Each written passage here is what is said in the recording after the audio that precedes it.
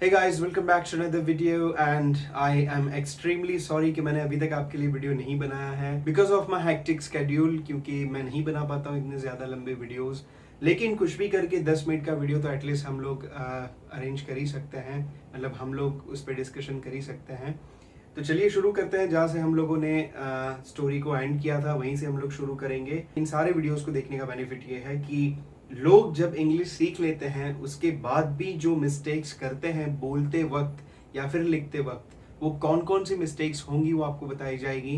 And उन sentences को कैसे एक्यूरेटली बोलना चाहिए वो सारी चीज़ें आपको यहाँ पे बताई जाएंगी। तो आपका इंग्लिश काफ़ी बढ़िया तरीके से इम्प्रूव होने वाला है, क्योंकि आपको वो सारी मिस्टेक्स के बारे में बताया जाने वाला है कि कौन सी मिस्टेक्स ज़्यादातर होती हैं। अगर आप इस तरीके से मिस्टेक्स को रेक्टिफाई करते रहेंगे तो आपकी इंग्लिश बहुत ही जल्द इंप्रूव हो जाएगी and it's gonna be amazing.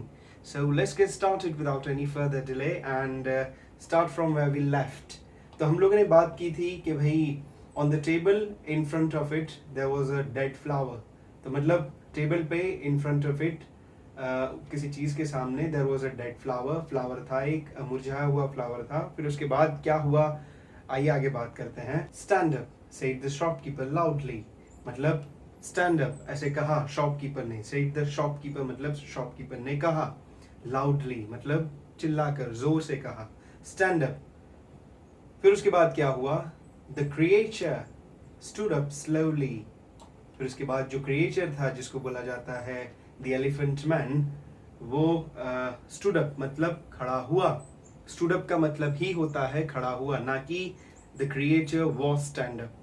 अगर आप लिखते हो the creature was stand up तो ये डेफिनेटली रॉन्ग है। मैं हर बार आपको ऐसी मिस्टेक्स बताता रहूंगा ताकि आपको पता चले कि आपको इस तरीके से नहीं लिखना है, वो रॉन्ग है, या इस तरीके से नहीं बोलना है, वो रॉन्ग है। आपको अगर बोलना है कि वो खड़ा हुआ तो not the creature was stand up, आपको यही बोलना है the creature stood up. Stood का मतलब ही हो गया खड़ा हुआ, स्टैंड स्टूड स्टूड, ठीक है। The creature stood up slowly, slowly मतलब धीरे धीरे, ओके। तो जो क्रिएचर था, जो जानवर था जिसे कहा जाता है, वो खड़ा हुआ धीरे धीरे। फिर उसके बाद क्या हुआ, चलिए आगे बढ़ते हैं। It took the old cloth of his head and put it on the chair. फिर उसके बाद उसने क्या किया, it took the old cloth of his head मतलब उसने अपने सिर पे से जो कपड़ा रखा हुआ था, द ओल्ड क्लॉथ, उसने हटाया। टुक का मतलब वैसे होता है उसने लिया, लेकिन यहाँ पर अपने सिर से उसने कपड़ा डेफिनेटली हटाया, तो टुक को हटाने के सेंस में भी यूज किया जा सकता है, इसलिए यहाँ पे लिखा हुआ है इट टुक मतलब उसने हटाया, ठीक है। It took the old cloth of his hat मतलब उसने अपने सर पे से उस ओल्ड क्लॉथ को, कपड़े को हटाया, and put it on the chair. फिर उसके बाद उसने क्या किया, एंड पुट का मतलब होता है उसने रखा। अभी यहाँ पे पुट का मतलब रखता है भी होता है, लेकिन यहाँ पे पास्ट की बात हो रही है तो पुट का मतलब हुआ उसने रखा। अभी पुट के 3 फॉर्म्स हैं, पुट पुट पुट, तीनों में वही होता है, प्रेजेंट के लिए, पास्ट के लिए एंड पास्ट पार्टिसिपल के लिए। तो यहाँ पर वही सेंस हो रहा है कि उसने पास्ट के बारे में बात की है, क्योंकि डेफिनेटली ये 100 साल पहले की बात है, ठीक है, लेट 1800s की बात है। तो चलिए समझते हैं अगेन इसको, मतलब एक बार देख लेते हैं वापस से। क्या किया फिर उसने, it's not working, come on man, okay fine. It took the old cloth of his head and put it on the chair मतलब उसने एक पुराने कपड़े को अपने हेड से, अपने सिर पे से उठाया और उसने क्या किया, and put it on the chair, उसने जो कुर्सी पड़ी हुई थी वहां पे उस पे उसने रखा, put it on the chair, ठीक है। चलिए आगे बढ़ते हैं। I looked at the creature and felt sad. फिर वो जो देख रहा है बंदा वो अपने खुद अपनी बात कर रहा है, मतलब I looked, अभी looked का मतलब ही हो गया मैंने देखा, ना कि I was look। Every single time I'm gonna tell you this. I looked at the creature मतलब creature की तरफ, at the creature का मतलब यहाँ पर होता है creature की तरफ। I looked at the creature मैंने creature की तरफ देखा, and और felt sad, फेल्ट का मतलब ही हो गया मुझे महसूस हुआ, ना कि I was feel sad. Felt का मतलब ही हो गया, जो सेकेंड फॉर्म है फील की, इसका मतलब ही हो गया मुझे सैड महसूस हुआ। फेल्ट का मतलब ही है महसूस हुआ। होप यू अंडरस्टैंड दिस, ठीक है। तो आई टुक, sorry, I looked at the creature and felt sad. मतलब मैंने क्रिएचर की तरफ देखा, उस जानवर की तरफ देखा और बहुत ही उसके लिए दुख मुझे फील हुआ. ठीक है. I am a doctor, so I know a lot about accidents and ill people. वो कह रहा है अपने बारे में, वो जो था वो डॉक्टर था ऑफ कोर्स, तो फिर वो कह रहा है कि मैं एक डॉक्टर हूँ, आई एम अ डॉक्टर. सो इसलिए आई नो, मैं जानता हूँ, ना कि आई एम नो. यहाँ पर आपको मैं जानता हूँ करने के लिए आई एम नो लिखना, डेफिनेटली अगर आप लिखते हो या बोलते हो तो ये रॉन्ग है, प्लीज ऐसा मत करना. आई नो का मतलब ही हो गया मैं जानता हूँ. ठीक है. आई नो अ लॉट, बहुत ज्यादा, अबाउट के बारे में, accidents and ill people, accidents के बारे में, और इल मतलब जो बीमार लोग होते हैं उनके बारे में. तो यहाँ पे ये डॉक्टर कह रहा है, अपने आप के बारे में बता रहा है. I am a doctor, so I know a lot about accidents and ill people. मतलब मैं एक डॉक्टर हूँ और इसीलिए मैं जानता हूँ, बहुत सारी चीज़ों के बारे में जानता हूँ, एक्सीडेंट्स के बारे में जानता हूँ, और जो बीमार लोग होते हैं उनके बारे में मैं जानता हूँ. ठीक है. I see horrible ugly things every day. Definitely doctors को ये आदत होती है, और मैं कभी कभी सोचता हूँ वो कैसे कर लेते हैं ये सारी चीज़ें. I see horrible ugly things every day. मतलब हर बार, हर एक दिन. horrible मतलब डरावनी, ugly मतलब गंदी चीज़ें देखता हूँ. I see का मतलब ही हो गया देखता हूँ, ना कि I am see. Please do not do that. सी का मतलब ही हो गया मैं देखता हूं. ठीक है. चलिए आगे बात करते हैं अभी. So repeating the sentence, I see horrible ugly things every day. ठीक है. मैं डरावनी और गंदी चीजें हर रोज देखता हूं. मतलब कौन से सेंस में कह रहा है? किसी का जख्म जो काफी अगली होता है, काफी दिखने में थोड़ा सा मतलब बहुत ज्यादा गंदा होता है, तो उसको आदत ही थी, मतलब वो देखता था रोज, ऐसा वो बता रहा है. ठीक है. फिर उसके बाद बता रहा है, but this creature, this thing was the worst of all. अभी यहाँ पे ये कह रहा है लेकिन, बट लेकिन, दिस क्रिएचर, ये एनिमल, ये जो जानवर है, दिस थिंग, फिर उसको ऐसे बता रहा है जैसे वो कोई चीज है. मतलब वो इतना डरावना था कि उसको एक डरावनी चीज के सेंस में उसको बता रहा है, दिस थिंग, ना कि वो इंसान. वैसा बोल रहा है कि ये जानवर, ये चीज जो है, उसके बारे में बता रहा है. Was the worst of all. Worst मतलब सबसे बुरा. ठीक है. बैड, बैड मतलब बुरा, लेकिन वर्स्ट मतलब सबसे बुरा. ये सुपरलेटिव डिग्री है, आपको याद रखना है.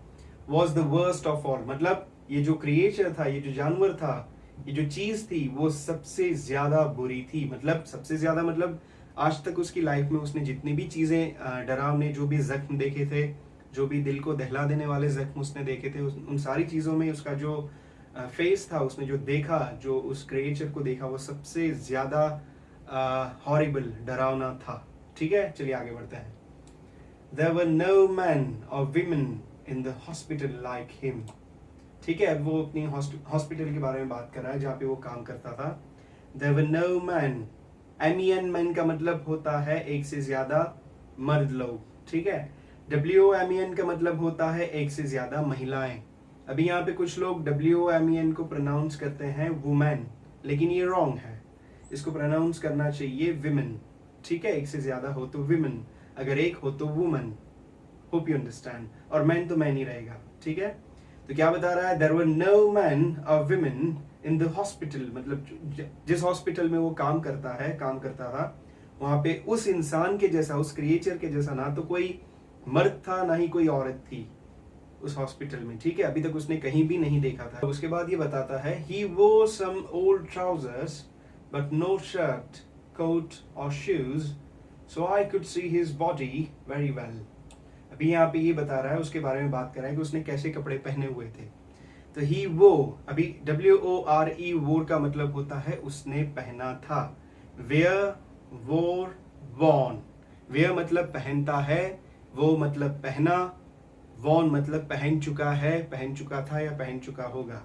Hope you understand this. ना कि he was wear. Please do not do that.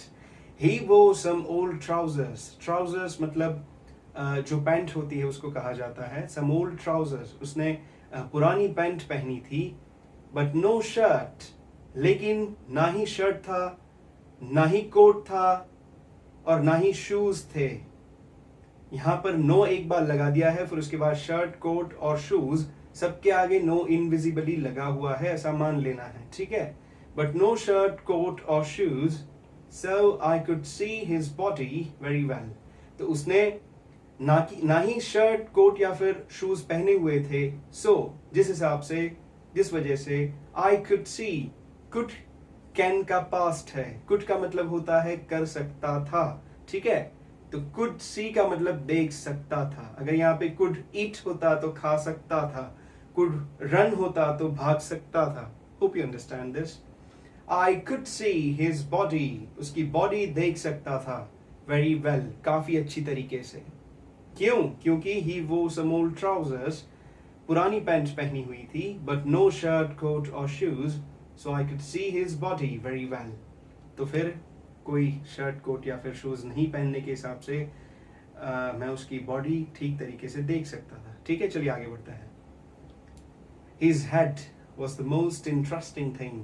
फिर उसके बाद कहता है उसका जो सर था, हिज हेड वॉज मतलब था, द मोस्ट इंटरेस्टिंग थिंग, ये तो आपको पता ही होगा, सबसे ज्यादा इंटरेस्टिंग थिंग थी, ठीक है। कौन सी चीज? उसका सर, उसका जो हेड था, ठीक है। चलिए आगे बढ़ते हैं। It was very very big, वो बहुत ही ज्यादा बड़ा था, वॉज मतलब था, ठीक है। फिर उसके बाद बताता है कितना बड़ा था, कैसा था, उसके बारे में बात कर रहा है। तो यहाँ पे कह रहा है it was very very big, like an enormous bag with a lot of books in it, ठीक है। क्या बता रहा है वो? It was very very big मतलब बहुत ही ज्यादा बड़ा था, like an enormous bag, enormous मतलब बहुत ही ज्यादा बड़ा, एक बहुत ही ज्यादा बड़ी बैग के जैसा था, with a lot of books in it, बहुत ज्यादा उसमें बुक्स रखी गई हो, वैसा उसका सर दिख रहा था। जैसे कि एक बैग हो और उसमें बहुत ज्यादा बुक्स रखी गई हो, वैसा उसका सर दिख रहा था।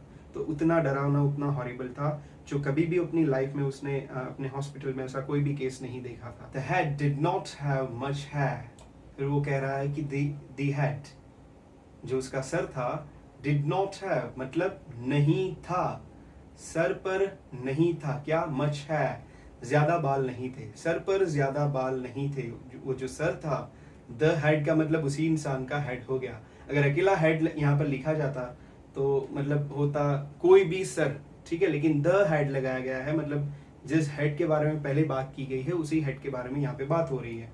The head did not have much hair, ज्यादा बाल नहीं थे। And there was another bag of brown dirty skin at the back of it, मतलब जो उसका हेड था उस पर एक तो ज्यादा बाल नहीं थे, फिर उसके बाद वो बता रहा है and there was another bag of brown, मतलब हेड के बाद मतलब वहां पे एक और बैग जैसी चीज थी, dirty skin at the back of it, मतलब जो उसका सर था उसके पीछे एक और बैग बनी हो, वैसा कुछ स्किन में प्रॉब्लम हो चुकी थी उसको, और डर्टी स्किन लग रही थी पूरी, मतलब ब्राउन कलर की बैग हो वैसा कुछ लग रहा था उसके हेड के पीछे, ठीक है।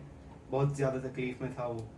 The skin came down below his neck, और वो जो स्किन थी जो बैग जैसी लग रही थी अगेन उसके हेड के पीछे, तो द स्किन केम डाउन, वो नीचे आ चुकी थी, बिलो हिज नेक, उसकी गर्दन के नीचे तक आ चुकी थी। बोलो कैसा होगा वो, कितना डरावना, कितना हॉरिबल होगा वो, हॉरिबल मतलब डरावना। I could not see one of his eyes very well, मैं कुड नॉट सी मतलब नहीं देख पा रहा था, कि नॉट सी का पास्ट है कुड नॉट सी, कैन का पास्ट होता है कुड, आपको पहले ही बताया था। कुड सी मतलब देख सकता था, कुड नॉट सी मतलब नहीं देख पा रहा था। One of his eyes very well, उसकी आंखों में से एक आंख ठीक तरीके से नहीं देख पा रहा था। अभी उसका रीजन बता रहा है, क्यों? Because a lot of skin came down, बहुत ज्यादा स्किन जो उसकी थी, बहुत ज्यादा चमड़ी जो उसकी थी, केम डाउन का मतलब ही होता है नीचे आई थी या नीचे आ गई थी, ना कि skin was come down, please remember, don't do that. Skin came down in front of his face too, मतलब उसकी जो स्किन थी, बहुत ज्यादा स्किन नीचे आ गई थी उसके फेस के आगे भी, too, right. though I could not see one of his eyes very well because a lot of skin came down in front of his face too. मतलब नहीं देख पा रहा था, उसकी बहुत सारी जो स्किन थी वो आ गई थी फेस के आगे भी. चलिए अब एक काम करते हैं, यहीं तक रखते हैं because there is a shortage of time and I am extremely sorry कि मैं इससे ज़्यादा लंबा वीडियो नहीं बना पा रहा हूँ. एंड प्लीज़ इन सारे वीडियोस को एवरीडे देखें ताकि आपको इंग्लिश समझने में काफ़ी आसानी हो और आप जो भी मिस्टेक्स करते हैं बगैर काम का वॉज लगा देते हैं या फिर ईज लगा देते हैं, उससे आपको छुटकारा मिल पाए. क्योंकि आपको यहाँ पे जो ज़्यादातर स्टूडेंट्स मिस्टेक्स करते हैं उनके बारे में भी बताया जाता है कि ये रॉन्ग चीज़ें, इसको मत करो.